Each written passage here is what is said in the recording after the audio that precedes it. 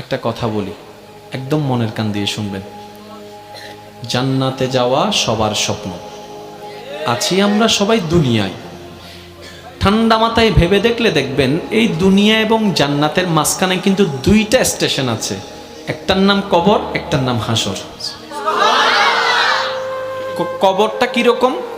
আমাদের দুশমনরা না, আপন জনেরাই কিন্তু খনন করবে, আপন জনেরাই কিন্তু লাশটা রাখবে, আবার আপন জনেরাই কিন্তু ওই দেহটার উপরে বাঁশ বিছিয়ে মাটি চাপা দিবে, চতুর্দিক থেকে অন্ধকার করে ফেলবে। মনে রাখবেন, কবর আলোকিত হয় ঈমানের আলোয়, সুবহানাল্লাহ। আর হাসর আলোকিত হবে আল্লাহর রহমতের সাথে আপনার আমলের আলোয়, সুবহানাল্লাহ। হাসর আলোকিত হবে আমলের গুণে, কবর আলোকিত হবে ঈমানের গুণে।